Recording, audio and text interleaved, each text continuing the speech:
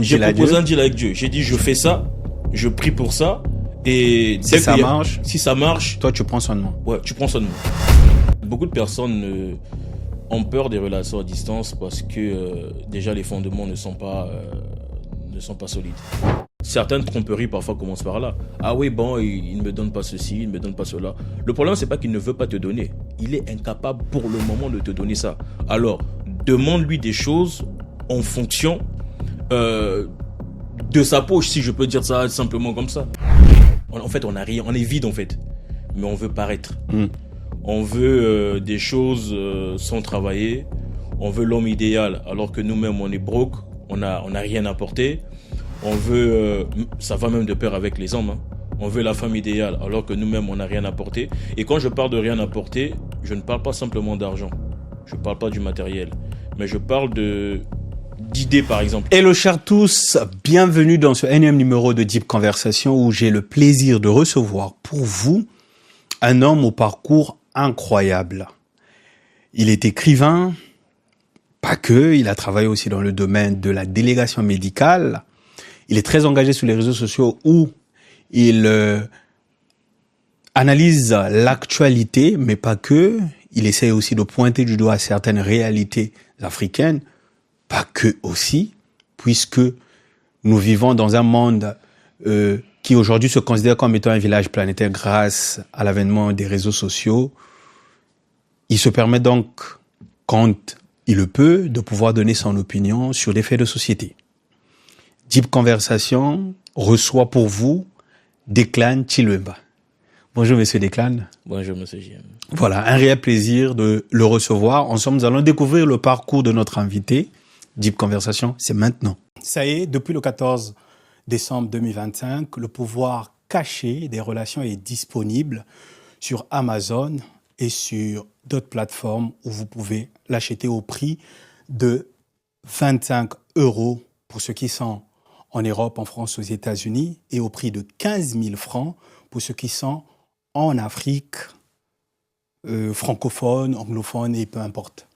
Le pouvoir caché des relations a été édité chez Soart Éditions, une maison d'édition qui accompagne des jeux de talent, particulièrement du Congo, mais aussi de l'Afrique de façon générale. N'hésitez surtout pas à prendre contact avec cette maison d'édition pour vous accompagner dans la rédaction, la publication de vos ouvrages littéraires. Aussi, je tiens à travers cette petite introduction vous rappeler que vous êtes plusieurs qui nous suivent dans Deep Conversation, cette magnifique émission où je reçois les différentes personnalités de tous horizons avec qui on discute sur des sujets de société, mais pas que, aussi sur leur parcours de vie. Et au travers de ces émissions-là, on essaie de tirer des leçons de vie. N'hésitez surtout pas à nous rejoindre sur nos différentes plateformes au nom de JM Tikaya, que ce soit Facebook, Instagram, TikTok, YouTube, LinkedIn, le même nom, JM Tikaya. Bonne émission à vous, à très bientôt, Yebelardo. Alors, Declan Chilwemba, est-ce que déjà tu me permets de te vous voyez, c'est vraiment le principe, hein. Je pose toujours la question à l'ensemble de mes invités s'il est permis. Bien sûr, pas de souci. Voilà, donc on va se... Vous voyez ou tutoyer plutôt? Tutoyer, c'est plus simple. Voilà, donc on va se tutoyer. S'il était question de te présenter de la meilleure des façons, comment est-ce que tu peux te présenter? Alors, je dirais de moi, il y a tellement de choses à dire que, pour être plus simple, serviteur de Dieu, d'abord. Ok. En tout cas, ça c'est un élément qu'on ne pourra pas m'enlever, si je peux dire ça. Père de famille, marié. Tout à l'heure, tu as évoqué le fait que je suis délégué médical. Okay. Mais de formation, je suis de base juriste en droit privé et sciences politiques. Wow. Oui, en droit privé et sciences politiques. Et après, bon, je me suis reconverti un peu dans la délégation médicale et écrivain. Quoique, en attendant, bon, les livres ne sont pas encore sortis. Peut-être que je ferai comme toi, monsieur JM. Mais sinon, j'ai déjà écrit dans le secret au moins 4 livres.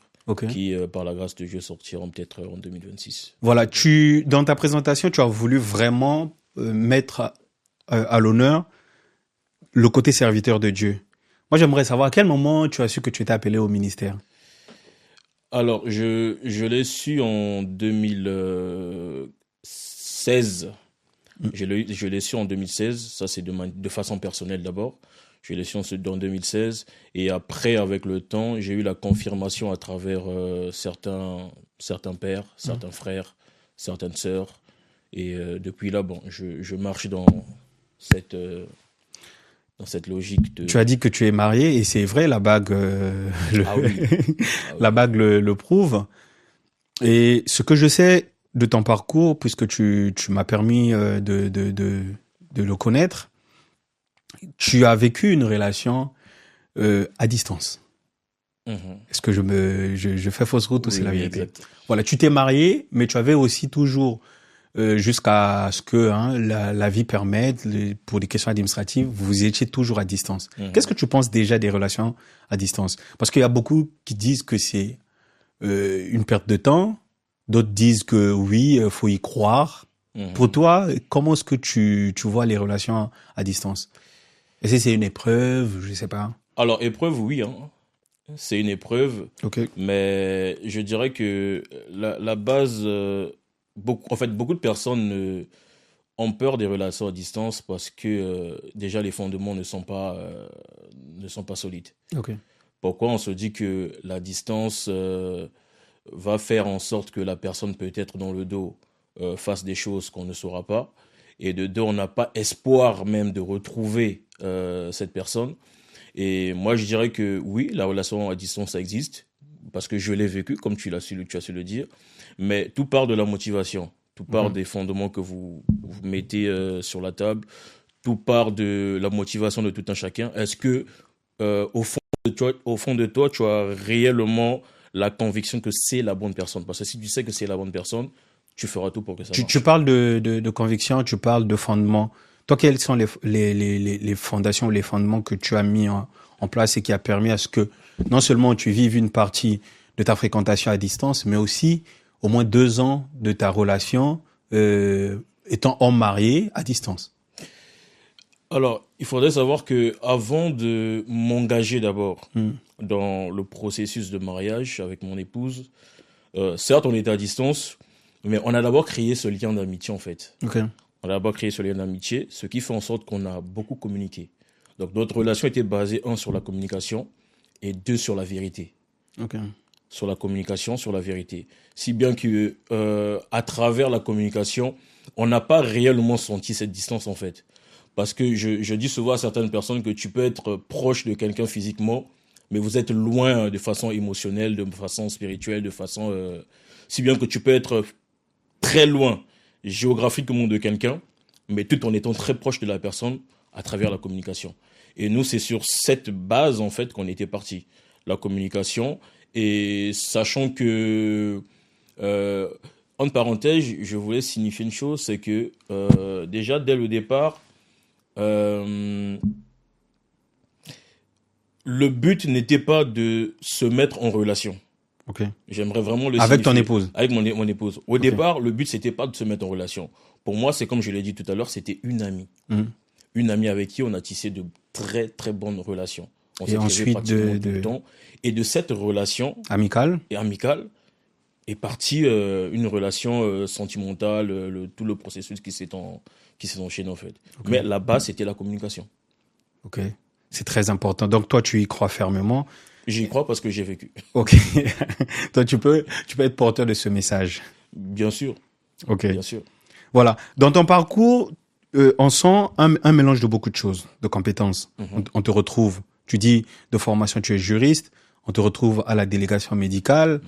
Aujourd'hui, tu te considères beaucoup plus même comme appelé. Tu es aussi écrivain. Alors, moi, il y a au moins le pastoral, l'écriture et le droit a beaucoup de zones de ressemblance. Mais que vient faire la délégation médicale là-dedans? Est-ce que c'était par nécessité? Est-ce que par opportunité?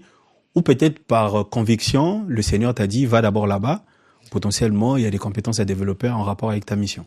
Très bonne question. Alors, comment je suis tombé dans la délégation médicale, c'est que après l'obtention de mon diplôme en droit privé et sciences politiques, il était question que je voyage. Okay. Mais malheureusement, les circonstances ont fait en sorte que les choses ne se passent pas comme prévu.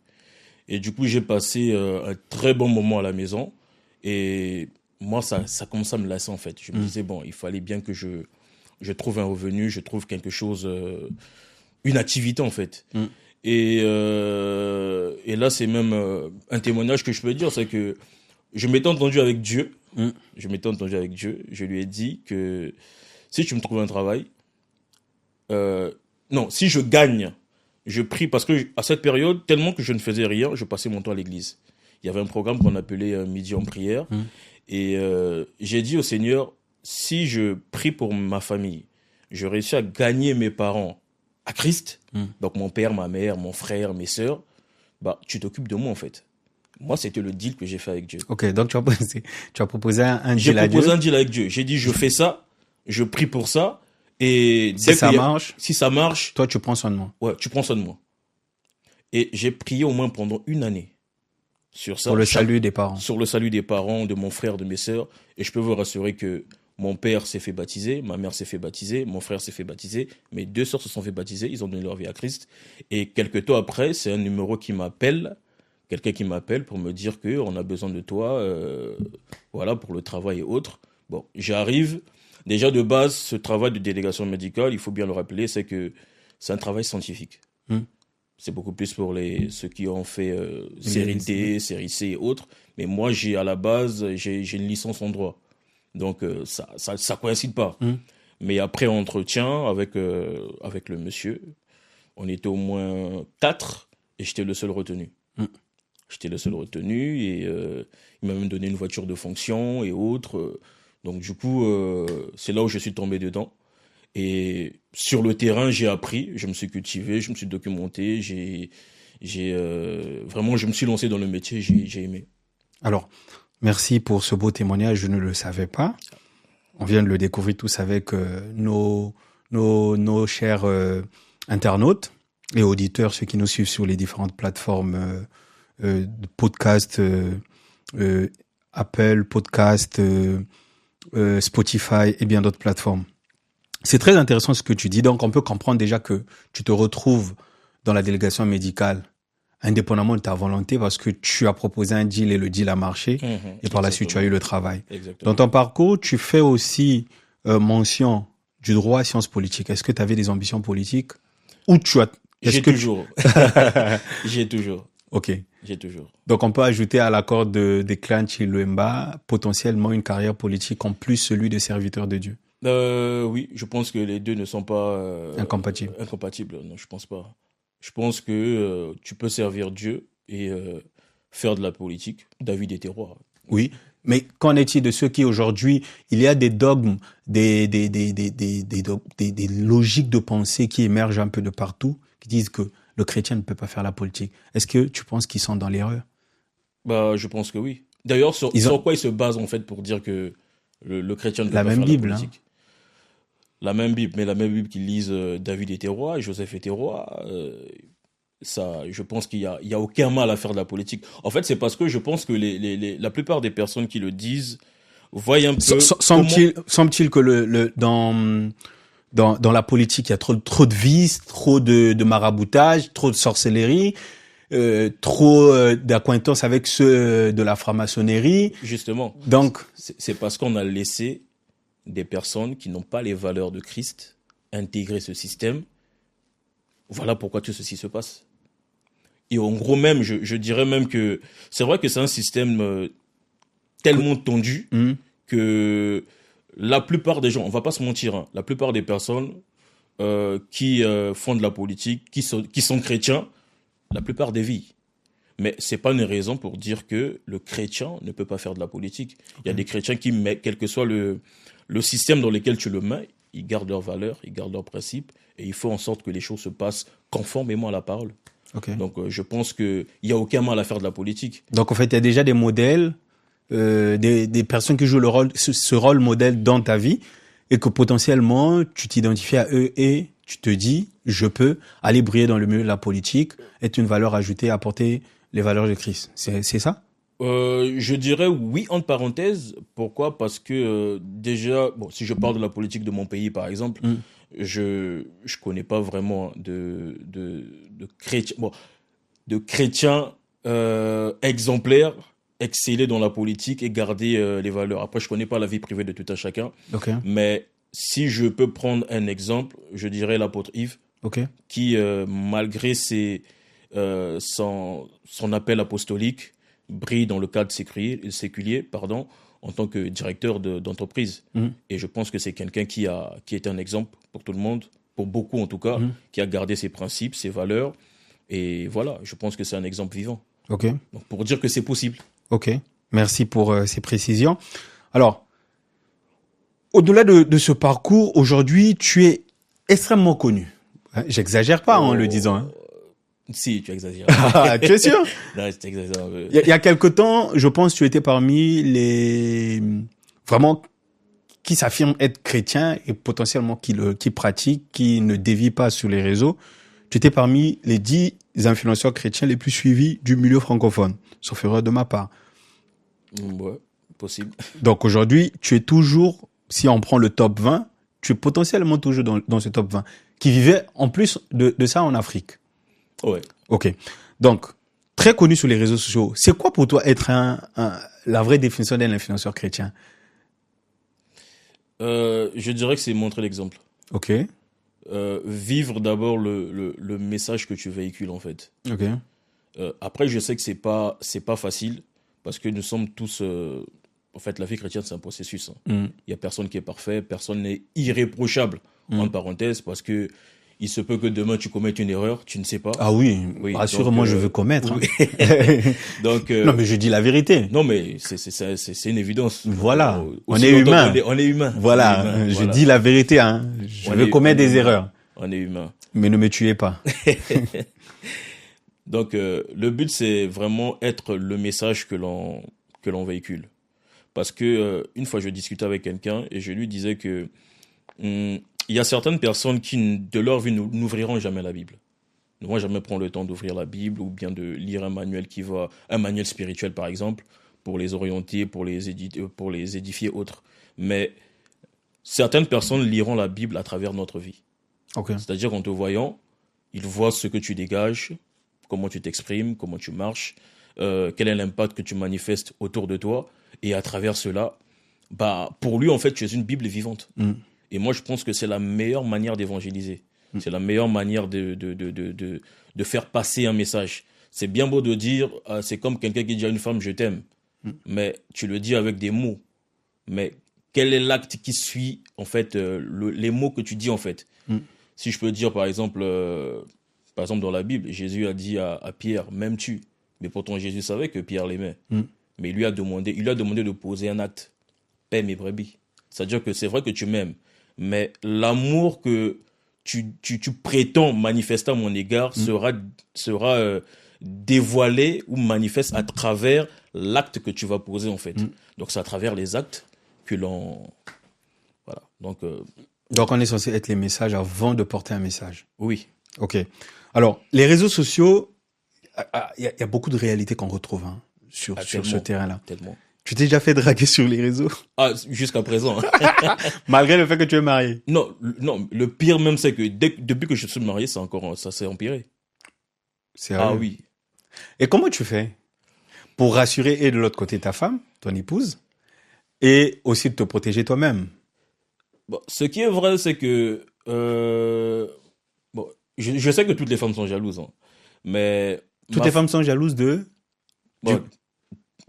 Ah oui, ok. Toutes les femmes, voilà. En fait, quand tu as quelqu'un, voilà, c'est naturel. C'est naturel. C'est humain. C'est humain, voilà. Mais Dieu m'a fait grâce d'avoir une femme qui a confiance en moi. Okay. Parce que déjà, dès le départ, j'ai été transparent. Ma femme connaît mon code de téléphone, donc j'ai rien à cacher, en fait. Et d'une part aussi, je me dis une chose, c'est que j'ai tellement mis en avant les réseaux sociaux, je me suis tellement mis sur les réseaux sociaux que je sais que le jour, par exemple, que je vais commettre une erreur, ça va se retrouver sur les réseaux sociaux.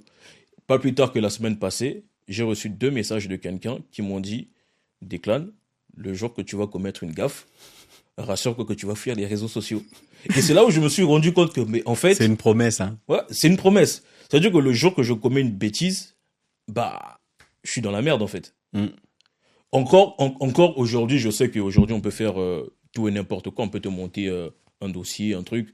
Mais je préfère encore que quelqu'un monte un truc sur moi, mais au fond de moi, je sais que ce n'est pas le cas. Voilà, je suis innocent. Que ça soit une vérité Vérifiable. voilà, vérifiable et prouver que voilà, il a fait ça, il a fait ça, il a fait ça. Non.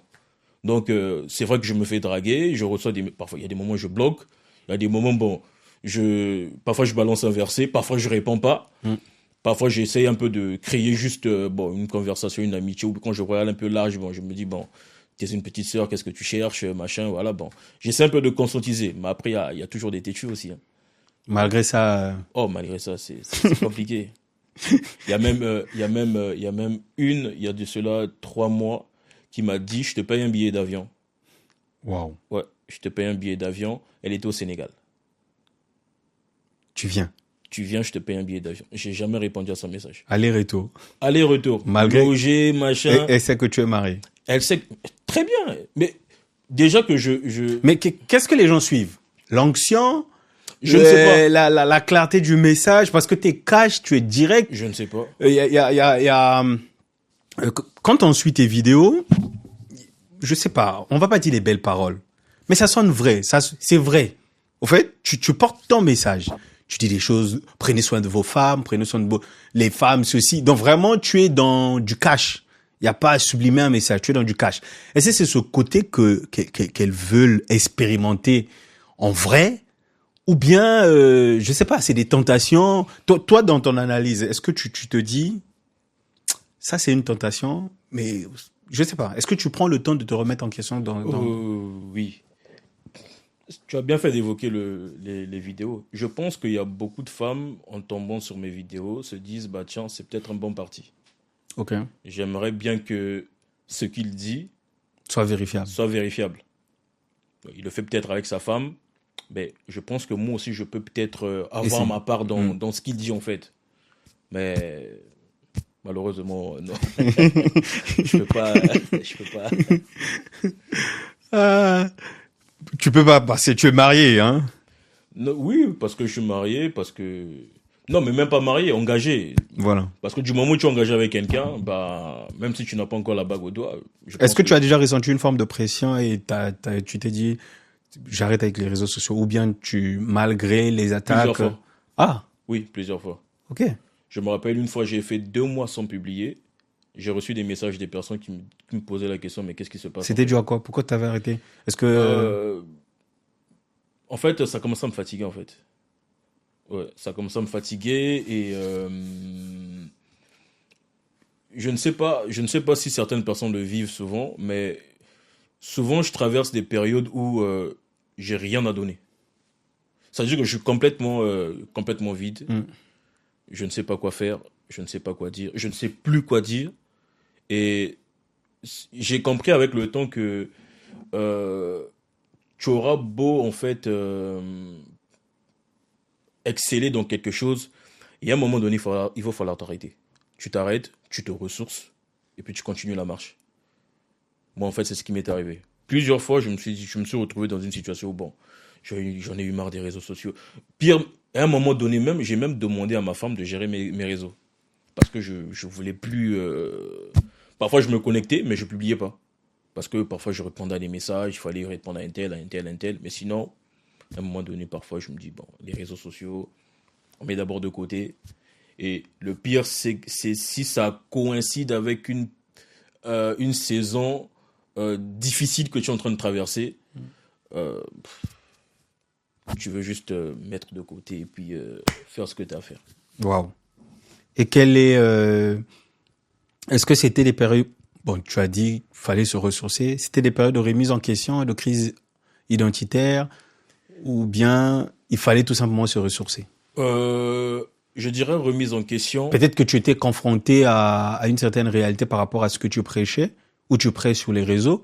J'ai dit, mais tiens, voilà, on va baisser un peu la cadence.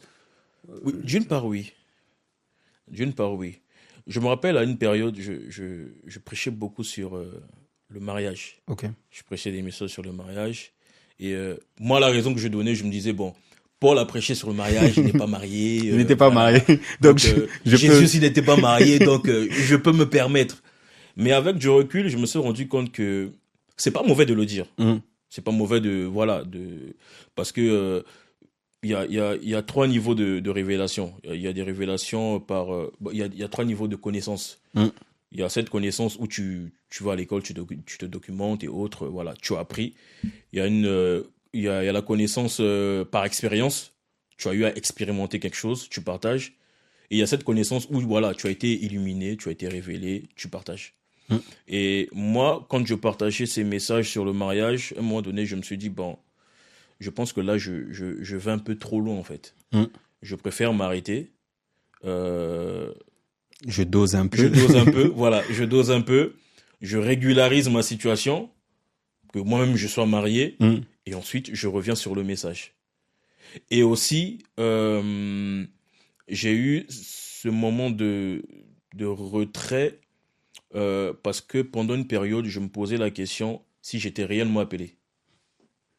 Vraiment, j'ai interrogé Dieu, je me disais, bon, c'est comment en fait ?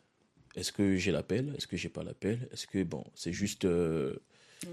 voilà, c'est mes propres convictions, besoins, j'ai juste envie de... Est-ce que c'est réellement ça ? Donc, c'était pour moi une période un peu de trouble, si bien que même je pleurais tout le temps. Limite, j'ai failli expérimenter la dépression. Wow. Ouais, tellement je me posais tellement de questions que... Mais après, avec le temps, bon, Dieu m'a répondu, ça allait. Puis... Tu as eu la paix et puis aujourd'hui, j'ai eu la paix et puis tu es légitime.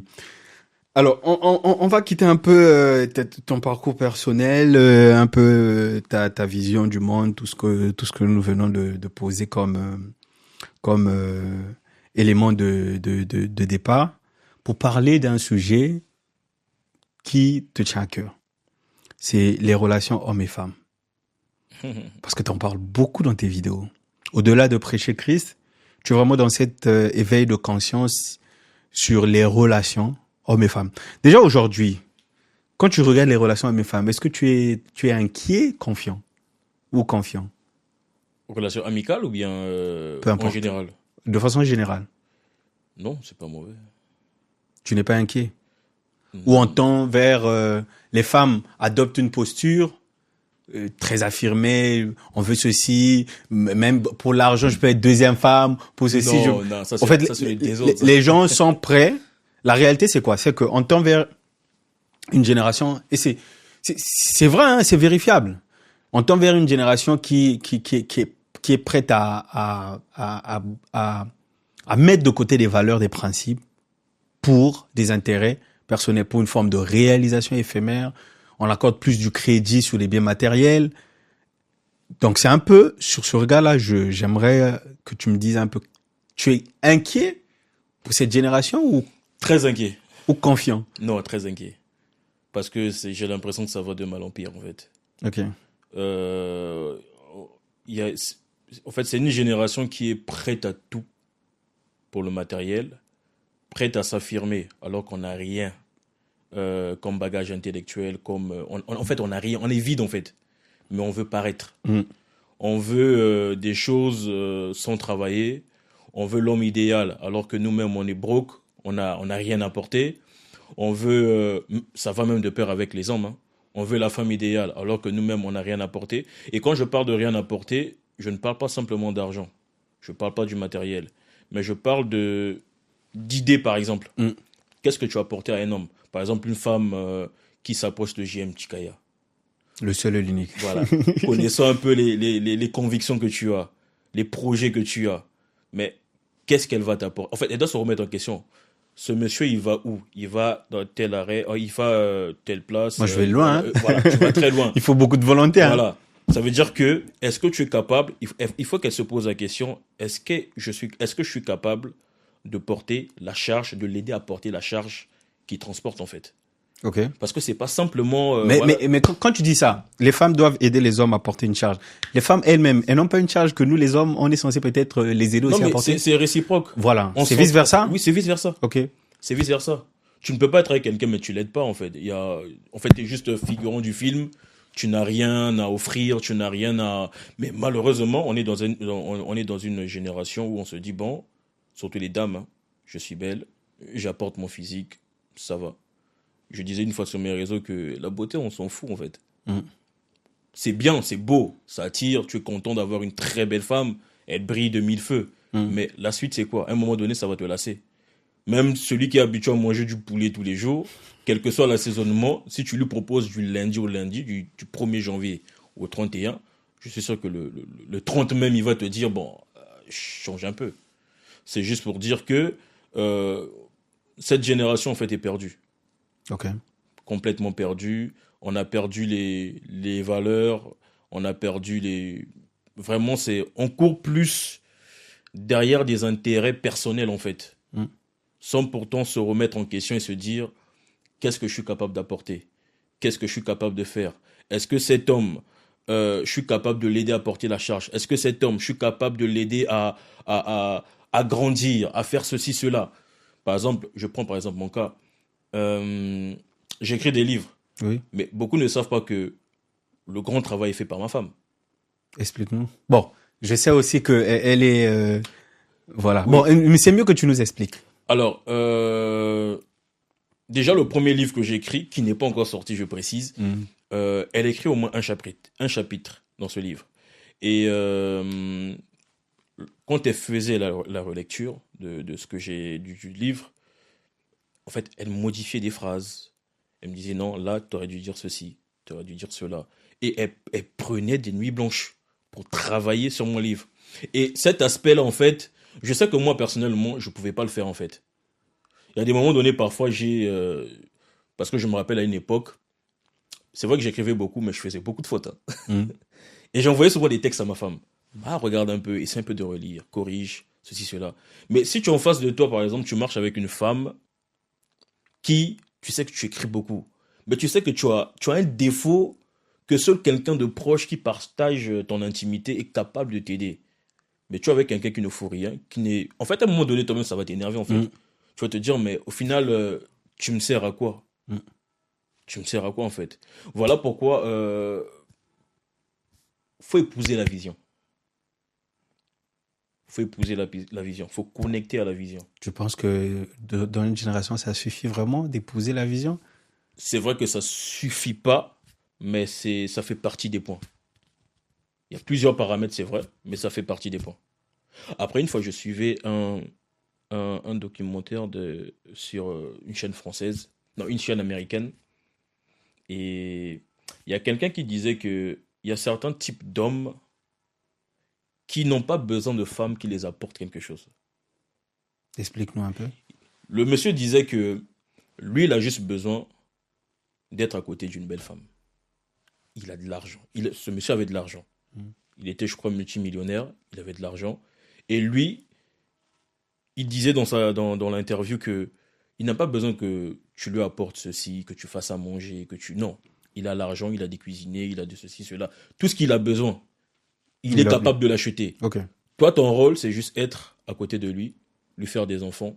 Mais tu penses pas que c'est réducteur de réduire la femme à juste... Très réducteur. Voilà, tu es là, j'ai besoin de toi, tu es là, fais-moi des enfants. Très réducteur. Très réducteur. Mais c'est une vision assez erronée. Hein. Oui. Mais que beaucoup de femmes, malheureusement, de nos jours, acceptent et préfèrent. Oui, mais vu qu'elle se dit que, bon, j'ai tout à la maison, le monsieur, il est millionnaire, il a de l'argent, il prend soin de moi, je n'ai rien à porter, bon, je pose mes valises, je vis avec lui, s'il faut aller à Dubaï, je vais à Dubaï, s'il faut ceci, cela. Mais elle ne se rend pas compte qu'en fait, demain, la vie peut te gifler. Le monsieur peut te quitter. Peut te quitter, il peut mourir, il peut ceci, cela. Tellement de choses peuvent arriver que demain, tu vas te retrouver dehors, sans valeur, sans... Et pour toi, quelles seraient les solutions? C'est bon, on est face à une réalité, on voit que ça marche pas. Mais est-ce qu'il y a des pistes de solutions qui existent?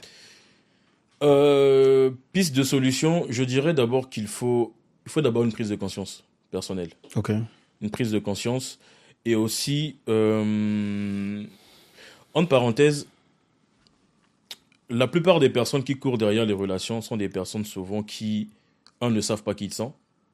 Okay. Ils ne savent pas qui ils sont. Et de deux, il faut d'abord être bâti, avoir un minimum avant de s'engager avec quelqu'un. Okay. Parce que tu ne peux pas te chercher dans la vie. Je dis que tout le monde se cherche. Hein. Même si tu es engagé, tu continues à te chercher.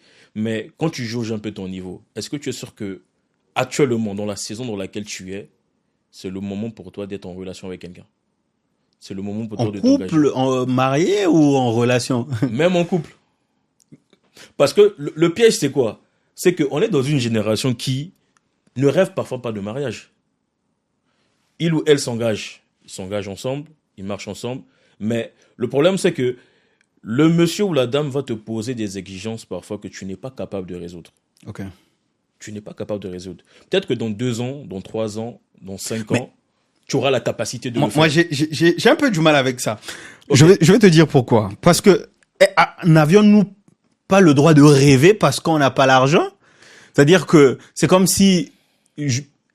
Est-ce que je peux pas rêver manger McDo même si j'ai pas l'argent? Si, tu peux rêver. Il n'y a pas de souci, tu peux rêver. Mais le pire, c'est quoi? C'est que moi, je n'interdis pas les gens de... Parce que vous nous privez d'un rêve, là. Non. Donc, je me dis... non. Le problème, ce n'est pas ne pas se mettre en couple. Bon, supposons un peu, tu veux te mettre en couple. Tu as un rêve, voilà. Tu veux, vous voulez marcher ensemble. Mais du moment où tu connectes, tu tombes avec... tu te rends compte que tu connectes avec quelqu'un qui ne comprend pas d'abord la situation dans laquelle tu traverses, ce que tu vis. Elle ne se rend pas compte que tu as parfois du mal à joindre les 2 bouts du mois. Elle ne se rend pas compte que tu es en train de te battre pour obtenir un diplôme afin d'obtenir un travail. C'est vrai qu'il y a les sentiments qui sont là. Mais elle te pose parfois des besoins, des exigences que tu es incapable de résoudre. Et ça crée une frustration. Et c'est là où vous allez vous rendre compte parfois que certaines tromperies parfois commencent par là. Ah oui, bon, il ne me donne pas ceci, il ne me donne pas cela. Le problème, c'est pas qu'il ne veut pas te donner. Il est incapable pour le moment de te donner ça. Alors, demande-lui des choses en fonction de sa poche, si je peux dire ça simplement comme ça. Mais c'est cette situation-là, est-ce que c'est pas nous les hommes qui avons créé ça? En voulant séduire forcément par l'argent. Gros piège. Tu as parlé de découvrir son identité, de se connaître autre. Il y a des hommes qui ont eu accès à une certaine stabilité financière sans avoir pris le temps de se connaître. Maintenant, tout ce que ces personnes ou ces hommes connaissent, c'est draguer par l'argent, par des cadeaux, par tout ce qu'on veut. Ça, c'est une grosse erreur. Oui, mais est-ce que c'est pas nous les hommes qui avons causé cette situation qui aujourd'hui poussent les femmes à être davantage plus matérialistes? Justement. Beaucoup d'hommes ont, je pourrais dire, gaspillé le terrain.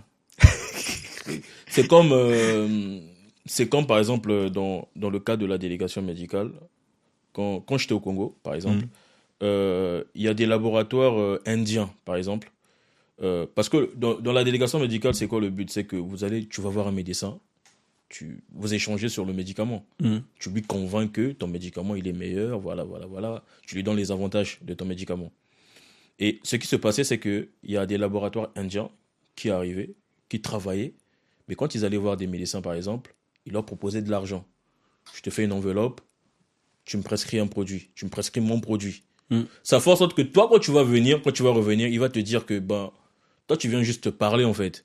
Mais il va même pas te dire que j'ai déjà l'autre là. Non, il va te dire, mais qu'est-ce que tu m'apportes? Parce que, entre-temps, il y a quelqu'un qui est passé, qui lui a déposé une enveloppe de 500 000, d'1 million, qui lui a promis un voyage à Dubaï. Mais toi, tu arrives juste, tu parles. Donc, c'est le même cas aujourd'hui qui se passe dans les relations. C'est-à-dire que tu es bien loti, tu as ton argent, tu te dis que tu fais bien. Tu l'invites au restaurant, tu lui donnes de l'argent comme tu veux, mais ça fait en sorte que tu habitues quelqu'un à un niveau de vie que lorsque la relation va se terminer, demain, quand elle va rencontrer quelqu'un, elle voudra en fait que... Vivre la même vie, en fait. Et c'est ça qui fait en sorte qu'aujourd'hui, des femmes, si tu n'as pas d'argent, elles te disent, voilà.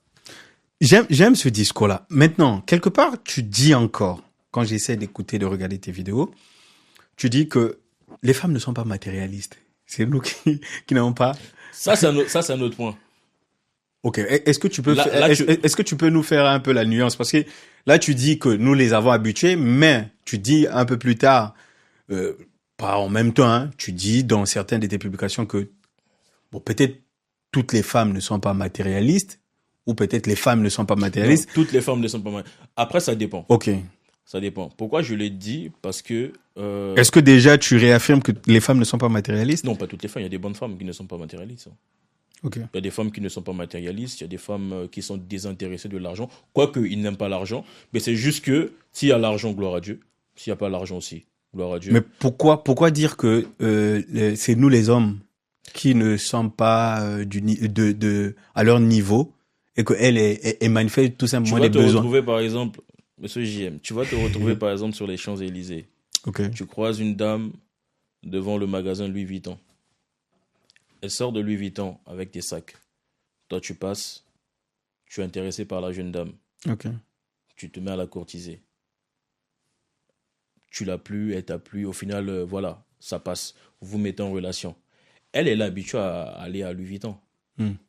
Et quand vous vous mettez en relation, demain, elle va te dire, ah bon, tiens, j'ai vu un sac à Louis Vuitton qui coûte 4 500 €. Entre-temps, toi, tu as par exemple 2 000 €. Mais elle peut aller voir ses parents ou elle peut aller acheter avec son argent. Ah, tu vois.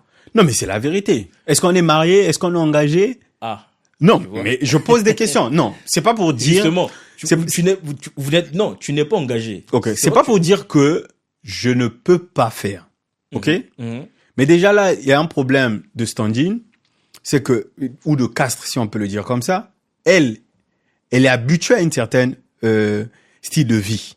Moi, je suis habitué à plutôt à un certain style de vie. Moi aussi, je suis habitué à un certain style de vie. Mais cela n'empêche que l'amour peut triompher de Oui. cette réalité. L'amour peut triompher de cette réalité, mais quoique... Elle connaît si elle connaît mes besoins, Ah, elle là, va pas. là, tu me rejoins. Mais non, elle va pas me À la mettre fin de non plus l'accord à la fin de la l'accord de vidéo, cou. à la fin de la vidéo, j'ai bien précisé, prenez ce qui est à votre niveau. Mais si mon niveau c'est que je peux manger, Ça, c'est ton niveau, mais du moment où tu engages quelqu'un... non mais non, il faut Mais- qu'on se fasse comprendre, Monsieur Desclanes. Je reviens sur ton exemple. Une fille sort d'une boutique des Champs-Élysées, belle, avec des sacs Louis Vuitton. Je dis waouh, elle est très belle. Je me dis bon, je vais oser. J'ose, elle accepte. On commence à se fréquenter. On apprend à se connaître. Et c'est déjà quelque part dans cette relation-là que moi, financièrement, je suis pas peut-être plus riche qu'elle. Mais est-ce que cela m'empêche d'être en relation avec elle? Non, non. Je sais pas si tu comprends mon Mais non, si ça demain- n'empêche pas. Ok. Ça n'empêche pas. Si vous êtes en relation, si elle vit une vie, voilà, elle est capable de s'acheter des sacs très chers, et que toi, tu n'as pas les moyens. Elle doit continuer. Moi, je Elle doit l'offrirai des fleurs. Non, oui, je sais. À 3 €, 4 €, mais oui. qu'elle aime les fleurs. Mais Parce je, que le je piège- trouverai au moins quelque chose Mais- qu'elle mais- aime. Mais le piège, oui, justement, le piège aussi, c'est ça. C'est qu'il faut pas offrir un cadeau pour offrir un cadeau. Faut offrir un cadeau en sachant que ce cadeau-ci va faire plaisir à la personne. Je vais te partager une histoire. Très bien. Moi aussi. La maman de ma fille, à l'époque, quand je l'offrais des fleurs, j'avais pas l'argent, je l'offrais des fleurs. Son anniversaire arrivait, je l'offrais des fleurs, ou parfois j'achetais une bouteille de vin, je dis tiens, prends. Elle disait jamais non. Et quand je demandais est-ce que ça t'as aimé, est-ce que t'as apprécié, elle me disait toujours, peu importe le cadeau que tu peux m'offrir, que ce soit un cadeau extrêmement cher ou même si c'est un cadeau de 2 €, ça importe peu. Chez moi, Là, c'est tu es tombé sur une bonne personne. c'est l'intention Et là, tu es qui tombé compte. là, tu es tombé sur une Ok. bonne personne. Donc cette femme aussi qui sort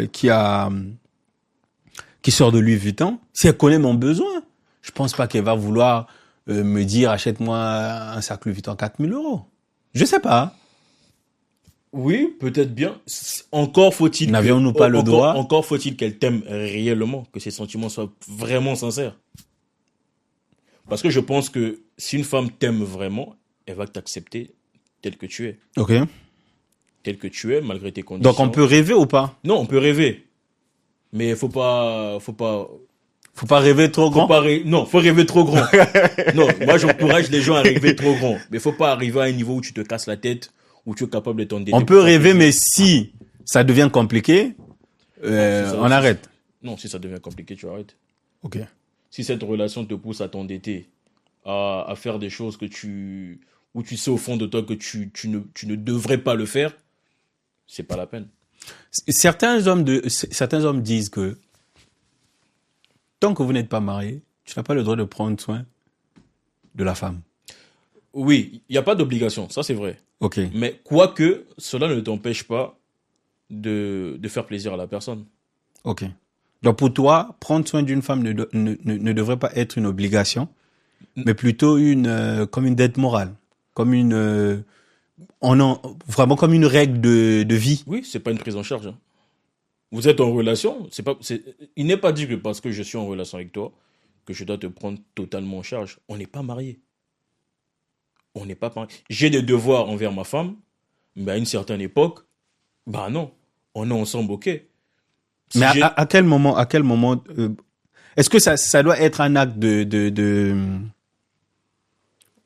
le mot m'échappe, de savoir vivre, parce que je suis en relation avec l'enfant d'autrui, je dois, mais bien sûr. ou bien, chacun pour soi, Dieu pour tous. Non. Du moment où tu t'engages avec quelqu'un, si tu aimes vraiment, en fait, quand on aime, on donne. Ça doit être naturel. Quand on aime, on donne. Mais la femme ne doit pas obliger. Non, il n'y a pas d'obligation. Et pourtant, de nos jours, une relation sans... Mais c'est parce qu'on les habitue à l'argent. Certains hommes ont habitué les femmes à l'argent, au matériel, tellement ils donnent, ils se sont dit que c'est la norme. Que dès que tu t'engages avec quelqu'un, elle a droit à l'argent de poche, elle a droit à des sorties, des restaurants, elle a droit à un téléphone. Une semaine après, parfois, d'autres même qui osent te demander de l'argent. En but de quoi? Pour toi, après une semaine de relation, on ne peut pas demander à un homme de l'argent. Il y a un minimum de respect quand même. Moi, je me rappelle en 2009, j'étais encore très jeune. En 2009, je me suis mis en relation avec quelqu'un et au bout de 3 jours, elle m'a demandé de l'argent. C'était combien? 20 000. Tu l'as bloqué? Non, je l'ai bloqué. Non, je ne l'ai pas bloqué, okay. Mais je l'avais insulté. Bah oui, pourquoi? Je l'avais insulté parce que je me disais, attends, en 3 jours, tu m'as dit oui. C'était quand? Je ne sais même plus. C'est quoi? C'était un mercredi ou un week-end. Mais peut-être que c'était une bonne personne.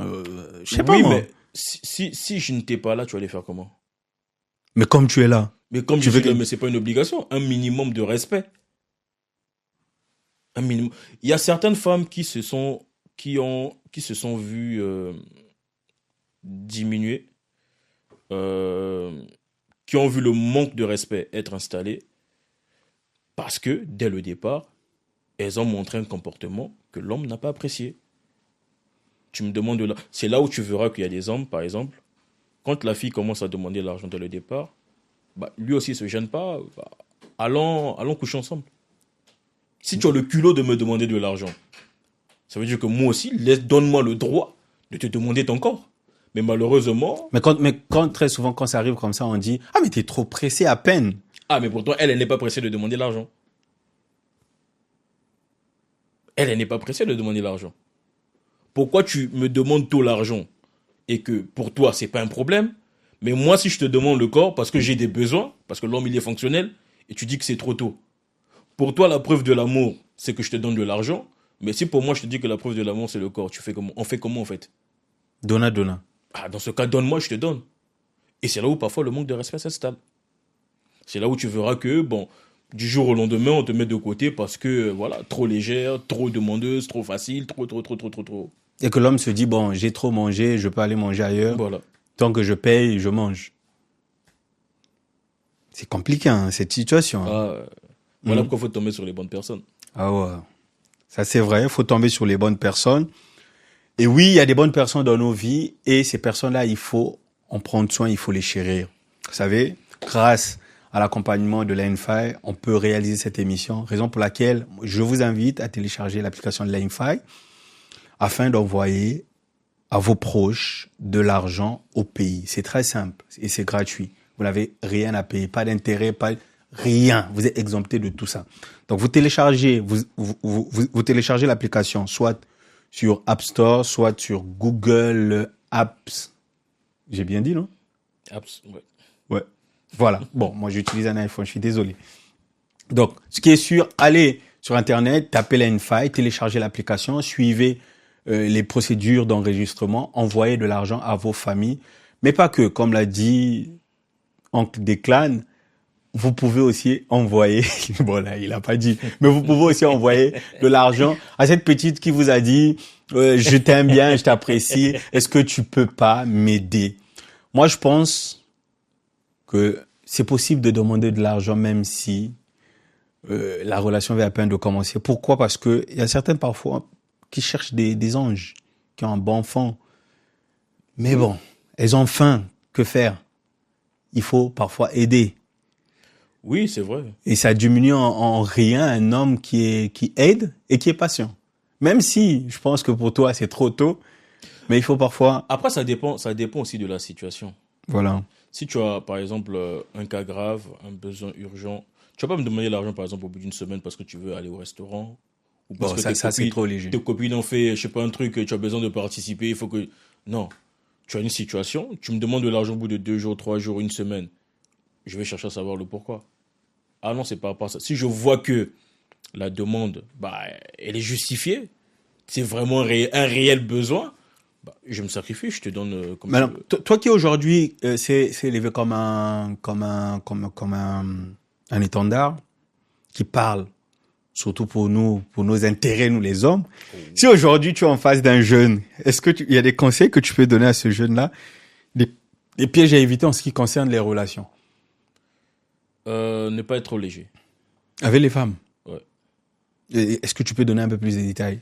C'est quoi ne pas être léger pour toi? Ne pas être léger, c'est ne pas succomber trop vite ou facilement au charme d'une femme. Aïe. Ouais. Bon, moi par exemple, si quelqu'un me dit tu es beau, Non, c'est pas mauvais, c'est un compliment. ok. De façon pratique, quand tu dis ne pas être léger, c'est quoi? Alors, de façon pratique, c'est quoi? C'est que il y a par exemple beaucoup d'hommes aujourd'hui qui sont faibles devant la gente féminine à cause de leur beauté, par exemple. Quand ils se retrouvent devant un parterre de filles très belles, tu as l'impression qu'il perd ses moyens, belle ou pas belle, hein, mais quand il se retrouve dans un milieu de femmes, tu as l'impression qu'il perd ses moyens, il parle bêtement, il est facilement manipulable, il dit oui facilement. Pourquoi? Parce que il y a comme une perte d'identité en fait. Une fois, je disais à quelqu'un que même quand tu n'as pas d'argent, même quand tu n'as pas un nom, mets-toi en tête que tu es un homme. Et un homme devant une femme, ça ne tremble pas. Quelle que soit la femme en face de toi. Fille de ministre, de président. Même si elle sort d'une boutique Louis Vuitton avec... Même si on s'en fout. Faut attaquer. Tu attaques, tu gardes ta tête sur les épaules. Je me suis retrouvé dans des milieux où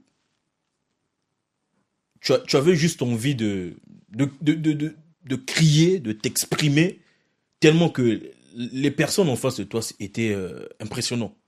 Mais je me suis dit non, il y a un minimum de respect que je dois avoir moi-même. C'est-à-dire que quelle que soit la femme en face de moi, même si tu sais que j'ai pas d'argent, même si je sais que voilà, mais tu comprendras que tu es en face de toi un homme qui sait ce qu'il est, même s'il a les poches trouées. Et ça fait en sorte même que dans certains milieux où je me suis retrouvé, les gens pensaient que j'étais le fils d'un tel, que j'avais de l'argent, parce que j'ai une attitude que je manifeste. Poche trouée ou pas, argent ou pas, à pied ou pas, voiture ou pas, je reste stoïque, je reste droit dans mes bottes, quel que soit ce que tu peux avoir comme artifice, je panique pas. Moi, c'est le conseil que je peux donner aux jeunes, c'est ne pas paniquer. Même si tu sais qu'elle est très belle, t'as envie de lui parler, t'as envie de suivre. Non. Tu restes droit dans tes bottes, dis-toi que t'es un homme, simplement. Et que rien, aucune femme ne doit te perturber. Alors, si ton fils te demande un jour, papa, comment je fais pour ne pas tomber sur une femme qui est capable de me détruire? Tu diras quoi? Quels sont les signes que tu dois... Ah, faut prier. Faut prier. C'est ta réponse directe. Non, c'est vrai. Pourquoi? Mais dans la pratique, c'est un peu difficile, hein?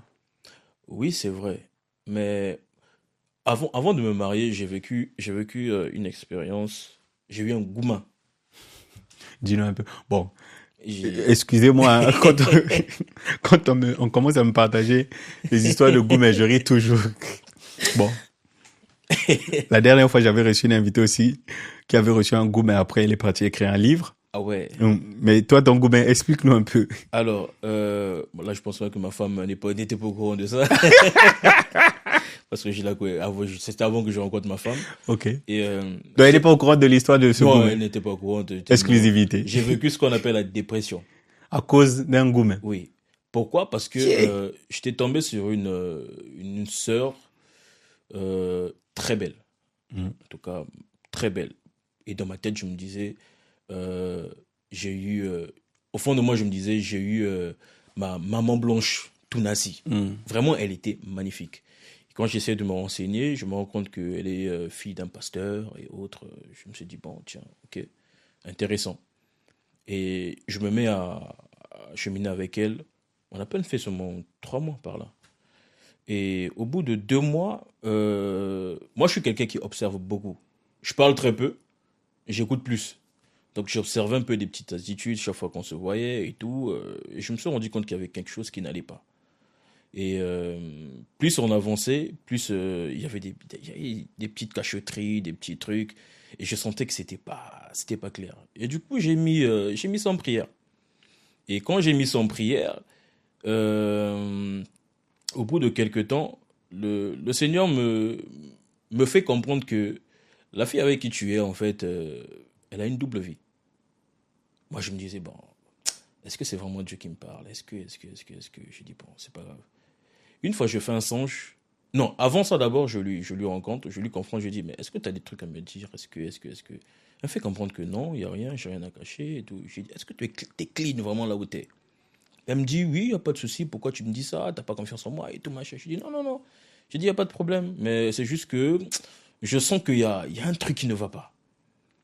Elle me rassure clairement que, voilà, il n'y a pas de... Et je mets ça en prière. Je crois que ce jour-là, j'avais pris 2 jours de jeûne à sec. Parce que je savais qu'il y avait un truc.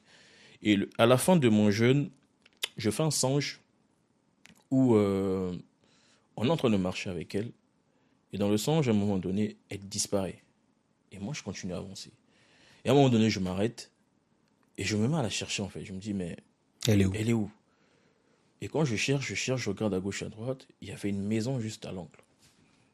Et quand je rentre dans la maison pour la chercher, je la trouve dans une chambre avec 3 hommes. Ça, c'est dans le songe.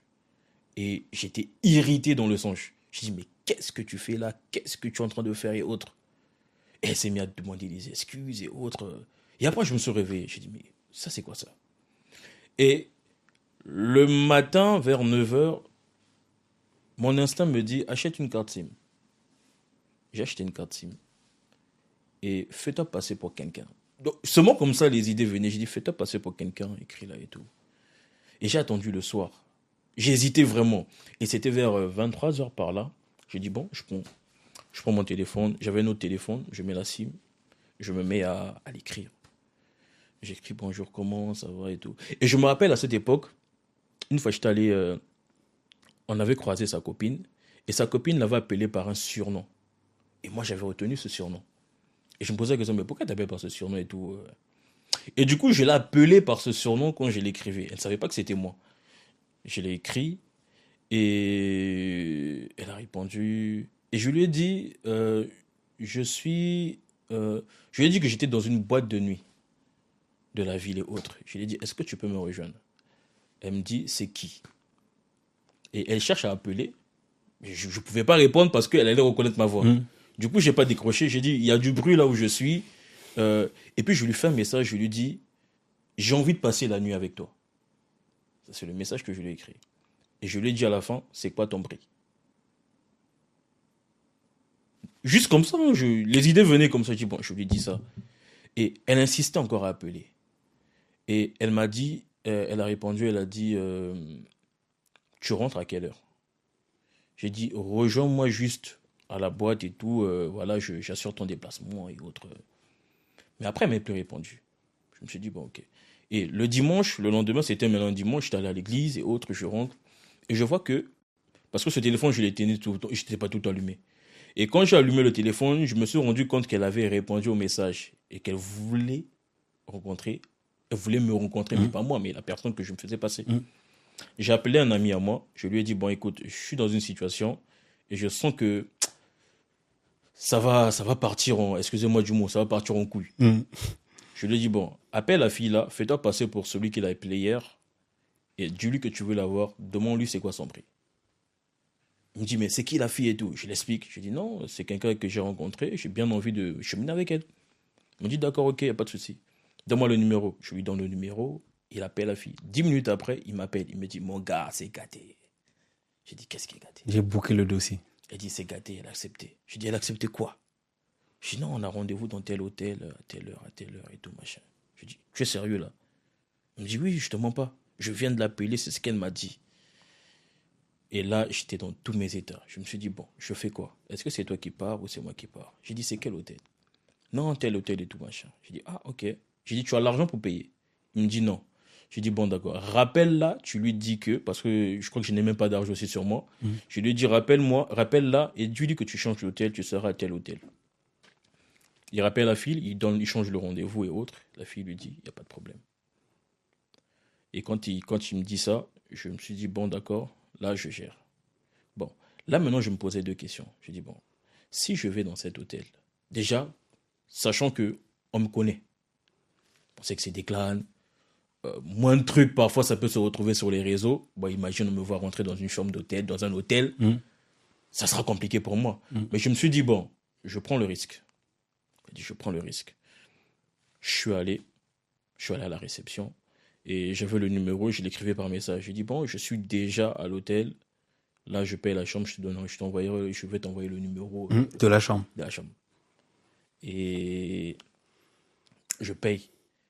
Et je t'assure que quand je montais, je me disais, non, je suis en train de vivre un film.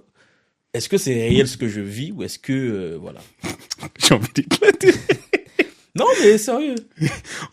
J'ai envie de rire, mais bon. Je suis arrivé. Hey, mon frère, courage. Ah, je te dis, c'était compliqué. Donc, je suis arrivé. Excusez, mais je suis moqueur de nature.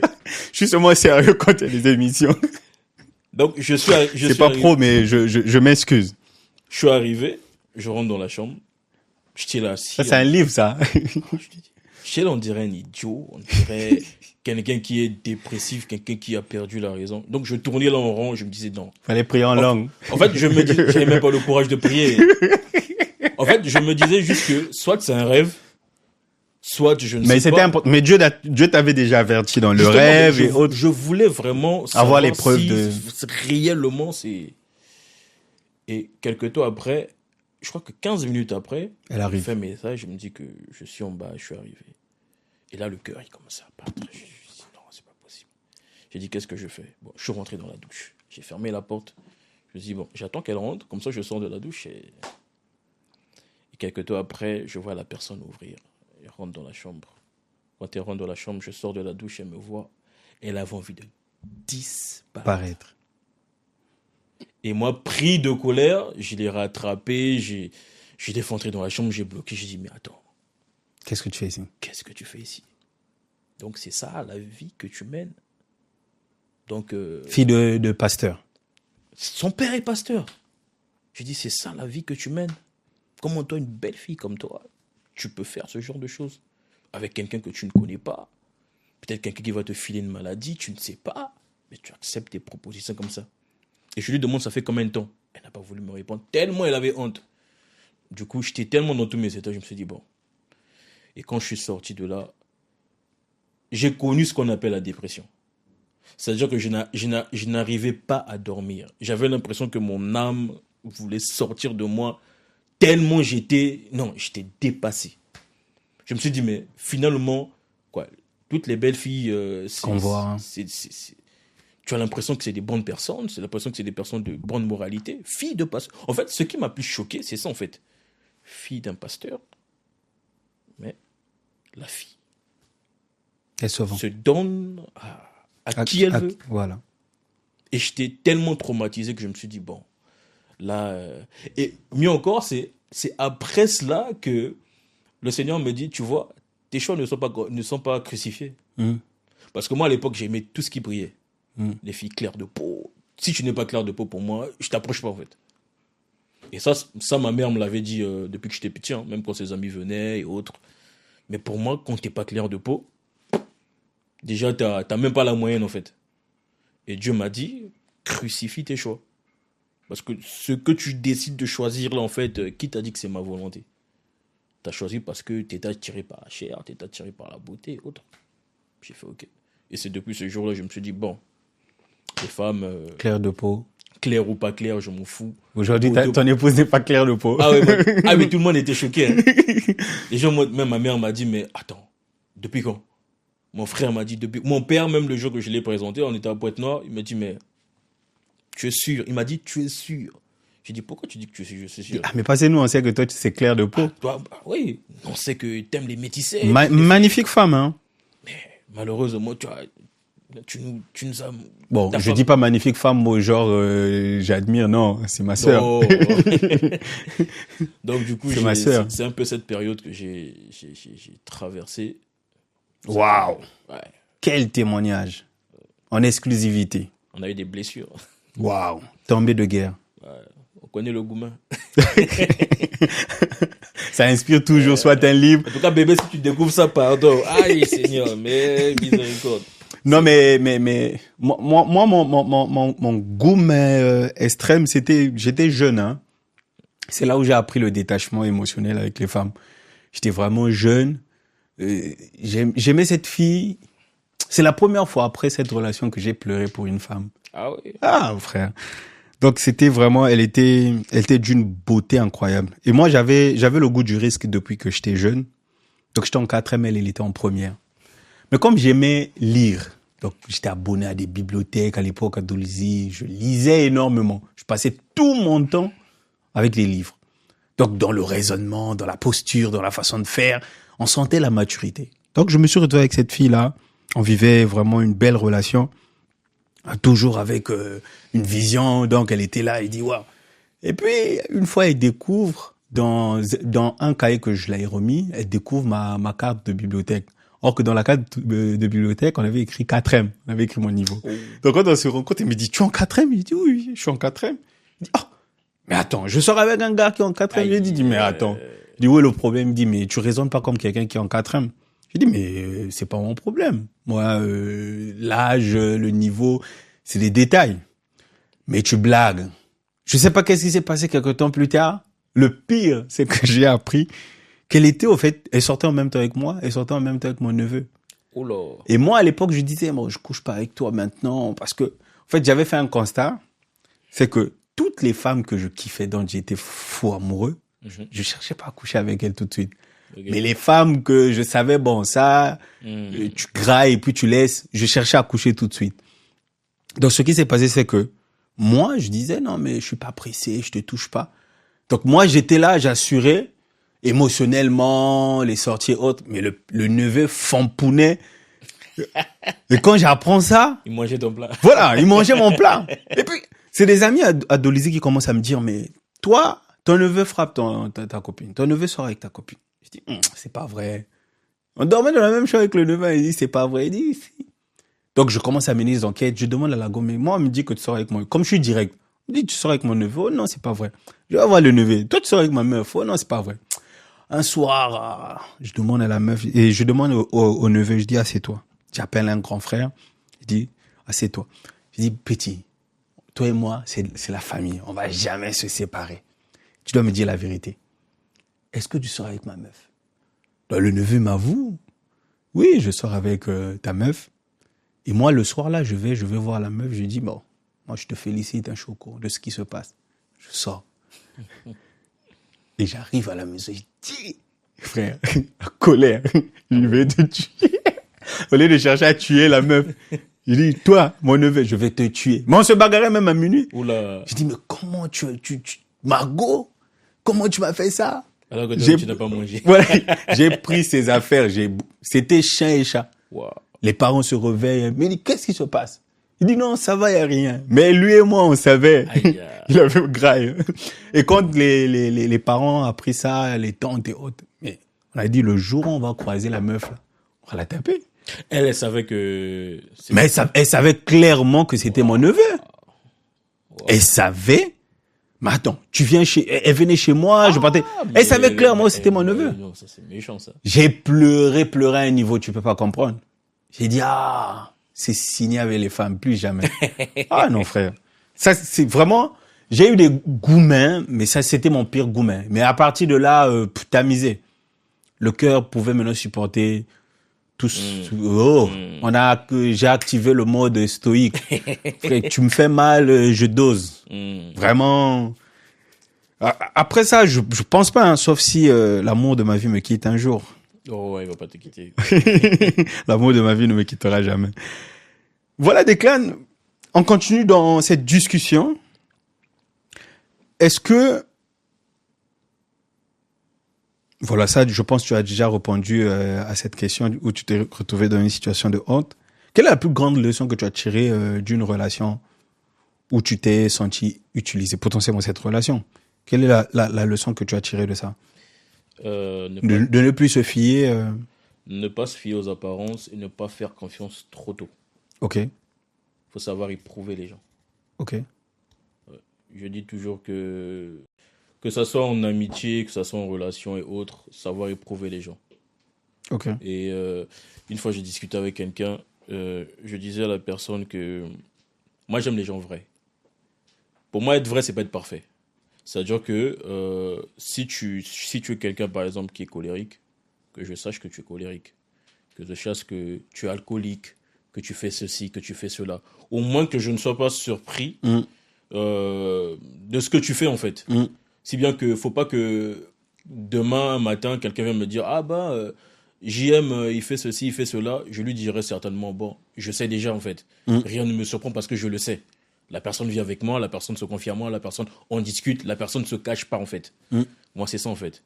Donc, du coup, je me dis, il faut savoir éprouver les gens, peser les gens, ne pas faire confiance trop tôt. Surtout, au départ, tu ne sais pas qui est qui. Tu ne sais pas qui est qui. Avant qu'on ne touche les 10 questions signatures de Deep Conversation, et ces questions marquent très souvent la fin de notre échange, je vais te poser quelques questions parce qu'on s'est attardé beaucoup plus sur les relations interpersonnelles. Je vais revenir un peu sur les questions liées au ministère. Aujourd'hui, tu as traversé ton bout de chemin, tu as la certitude que tu as appelé au ministère. Mais qu'est-ce que tu as à dire pour quelqu'un qui se pose ces questions de légitimité? Est-ce que je suis appelé, est-ce que je suis pas appelé? Tu dirais quoi à cette personne? Je dirais à cette personne d'abord de prier, parce qu'il n'y a que Dieu qui confirme. Ok. Il n'y a que Dieu qui confirme. Parce que le piège aussi, c'est que beaucoup croient qu'ils sont appelés, alors que c'est leur... alors que le Seigneur n'a rien dit sur eux. Et aussi, si tu sais que tu as l'appel, attendre que Dieu le confirme à travers la bouche de quelqu'un. Ok. Parce que le piège dans cette génération surtout, c'est que dès qu'on se dit qu'on a l'appel, on va, on ouvre une église. On veut tout de suite exercer. On veut tout de suite prophétiser, être sur la chair, conduire, tenir le micro. Alors que tu peux avoir l'appel, mais tu peux attendre 5 ans, tu peux attendre 10 ans. Tu peux être sous le leadership de quelqu'un, par exemple. Quand tu vois, par exemple, David, il a reçu l'appel. Il a été oint par Samuel. Mais il a été oint dans 1 Samuel, vous pouvez lire. Mais c'est dans 2 Samuel qu'il devient roi, en fait. Et on dit que David a été oint adolescent, très jeune. Mais il a été intronisé au roi à 30 ans.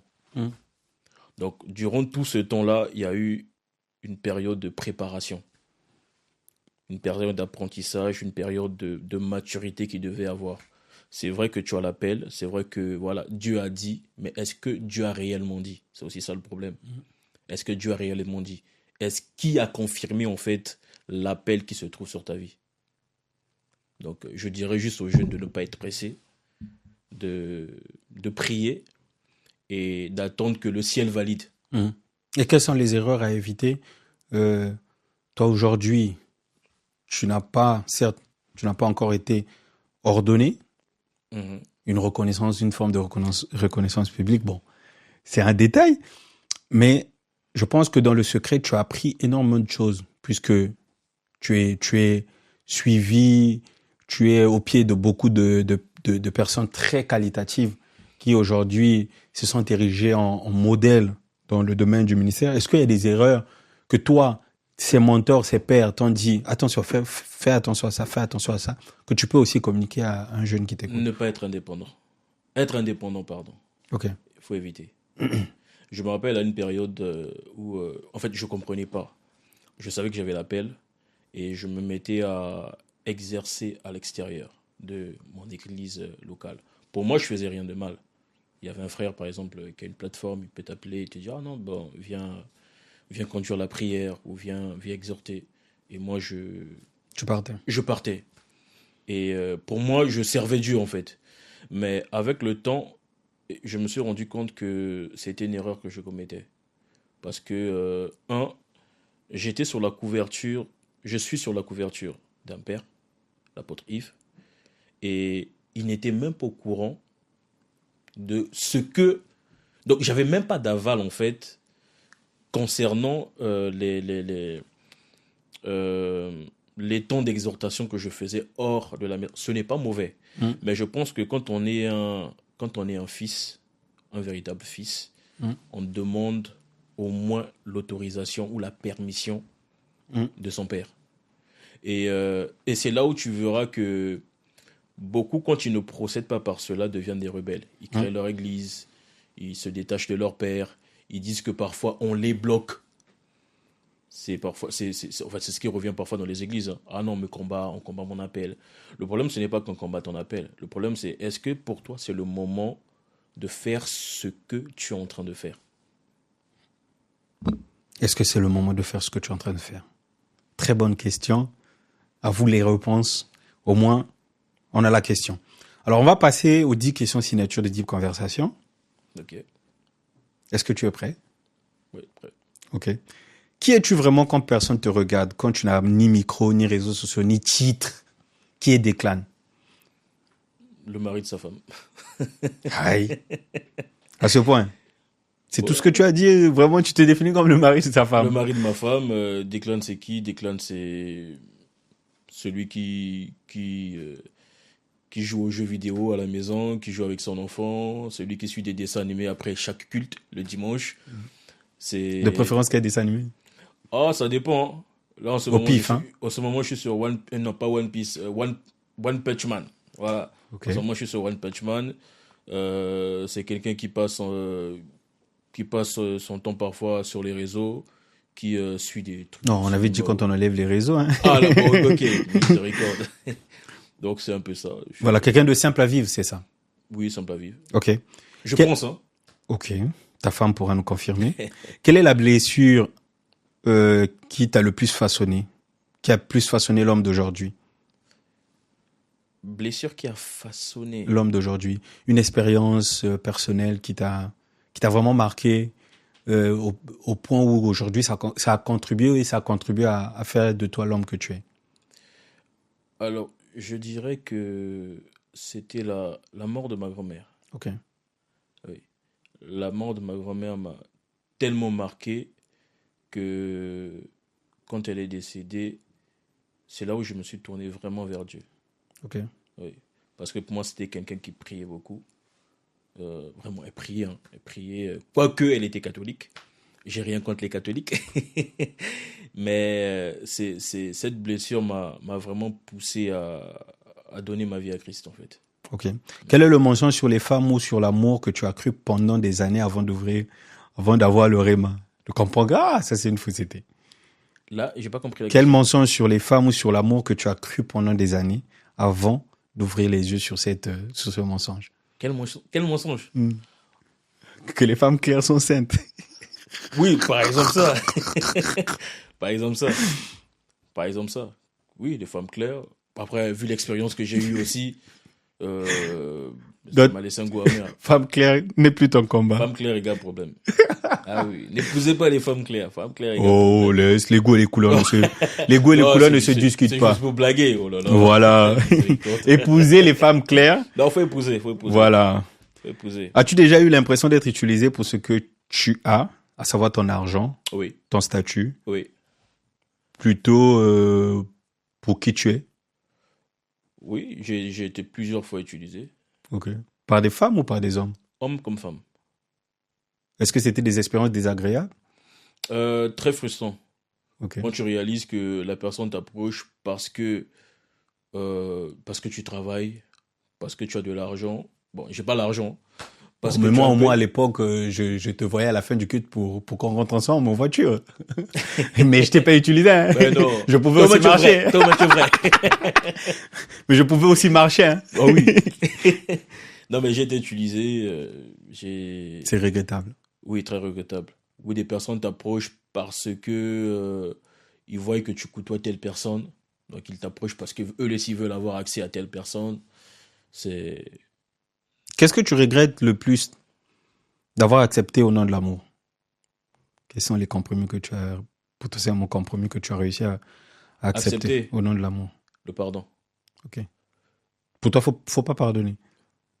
Alors, répète la question. Qu'est-ce que tu regrettes le plus d'avoir accepté au nom de l'amour? Oui, j'ai pardonné l'impardonnable. Aïe. Ouais. Tu peux nous dire un peu plus? Oh là là. Non, j'ai pardonné. C'était quand en 2010, après le bac. C'était quoi? Si c'est Euh, pas indiscret. J'étais trompé. Ah, ok. Ouais, j'étais Ah, trompé. toujours la fille du pasteur. Non, non, pas elle. Non, elle, c'était après. Ah, ok. Elle, j'étais encore païen. J'étais encore. Ah, là, cette fois-ci, tu étais en Christ maintenant. Avec la fille du pasteur, j'étais en Christ. Ok, mais ok. Oui, j'étais en Christ. Voilà pourquoi j'étais très choqué. Mais l'autre L'autre, situation. c'était en 2010. Ok. Après le bac, j'avais découvert qu'elle m'avait trompé. Et puis tu as pardonné. J'ai pardonné. Oh bon, mais ça. Oh, mais j'étais bête. Oh non, pardonner, Non, non, non. pardonner ne veut pas dire Non, qu'on non, est non, bête, non, hein. non. Il y a des choses qu'on pardonne pas. La tromperie. Non. Tu penses qu'on n'a pas droit aux secondes chances? Non. Ça dépend. Imagine ta partenaire en train de se déshabiller. Ça, c'est l'imagination. C'est l'imagination, mais c'est ce qui se passe quand tu es Mais oui, Ah, j'imagine pas. t'imagines pas. Non. Mais ça viendra. Chaque fois que tu auras le regard sur elle, tu Ça réalises. dépend. Ah non. Ça dépend.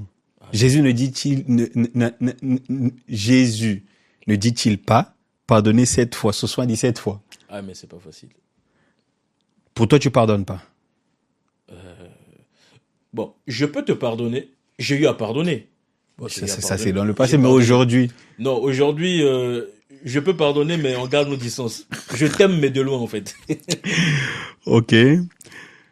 C'est quoi pour toi un homme de valeur quand on enlève l'argent, la voiture, la carrière, les followers, tout ce qu'on veut? Un homme de valeur, c'est celui qui, je dirais que c'est celui qui a le respect de l'autre, Ok. qui respecte les autres, qui garde ses principes, qui, quel que soit ce qu'il a ou qu'il n'a pas, ou bien qu'il soit en face de quelqu'un qui a de l'argent, qui n'a pas de l'argent, mais qui traite cette personne normalement, en fait. Voilà. Quelle est la limite que tu as appris à poser dans tes relations, et même si cela t'a coûté des gens, ou ça t'a coûté d'autres relations, et les gens disent, bon, t'es trop strict sur cette question. Est-ce qu'il y a déjà est-ce que as-tu des limites qui t'ont coûté des gens? Non. Ok. Si ton Après, ça dépend. Je sais pas. Où j'ai peut-être eu à dire des choses ou à poser des actes ou à être. Parfois, c'est vrai, comme on dit souvent que je suis parfois très dur ou parfois très exigeant. Ok. Donc, je sais pas. Si ton fils, ton petit frère, ton frère te demandait comment je fais pour ne pas me perdre à cause d'une relation, tu lui diras quoi? Faut prier. Ok. Quelle est la prière ou la phrase que tu te répètes le plus à Dieu à propos de ton cœur sentimental? À propos de ton cœur, vraiment de ce que tu vis et autres. Une prière que tu te répètes à chaque fois. Je demande au Seigneur de garder mon cœur. Ok. De garder mon cœur. C'est tout. Si c'était la dernière fois que tu parlais à un homme de cette génération, quel message lui laisserais-tu? Aimer Dieu et vivre pleinement votre vie, mais tout en gardant les bonnes moralités. Y a-t-il quelque chose que tu aurais aimé nous partager que j'ai pas pris le temps de te poser la question? Non. Les livres, peut-être les livres. Oui, 2026. Hein, Ça fera peut-être l'objet d'une autre oui, émission. Hein. Oui. Je pense que oui, d'ici début 2026, je pense qu'on reviendra pour au moins 2 livres. Ok. Waouh. Ouais, Tu commences fort, hein. Mais j'ai écrit 4 livres. Là, je suis sur le 4e. 3 livres sont déjà prêts. Ok. Donc, juste mise en papier. Ok. Donc là, je suis sur le 4e. Et je suis en train de... En fait, là, j'écris 2 livres en même temps. Ok. Donc, je suis sur 4 et demi. Voilà. Je veux dire. Ok. En parlant de livres, je me permets. Ah oui. En parlant de livres, depuis le 15 décembre, Le pouvoir caché des relations, mon premier livre, est disponible. Le livre est paru chez Soart Éditions, disponible au prix de 25 000 francs. Vous pouvez trouver ça sur Amazon ou encore, c'est très simple, vous m'appelez au plus 33 7 45 68 27 27 pour commander votre livre si vous êtes en France. Et si vous êtes en Afrique, le livre est disponible aussi en Côte d'Ivoire, au Congo-Brazza, au Cameroun, en République démocratique du Congo, au Gabon, en Centrafrique. Et si vous êtes dans les autres pays, que ce soit francophones et anglophones, vous avez besoin de vous procurer le pouvoir caché des relations. C'est très simple. Vous pouvez m'écrire sur nos différents réseaux et nous ferons le reste. C'est-à-dire que nous allons nous débrayer à vous mettre à disposition ce bijou qui est vendu en Afrique au prix de 15 000 francs. Le pouvoir caché des relations, c'est le premier livre d'une longue série. D'autres livres vont arriver potentiellement en 2026, si tout va bien. Juin 2026 pour le deuxième et décembre 2026 pour le troisième. Donc, c'était vraiment la partie publicitaire. Merci Declan d'avoir dit oui à cette invitation. C'est une première autour de Deep Conversation. Je pense que ça sera pas la dernière. Absolument pas. Voilà. Quant à vous, on se dit à très bientôt. On a l'habitude de le dire ici dans Deep Conversation. Yebelardo, toujours on a cadre à Yebelardo. C'est de ça qu'il s'agit.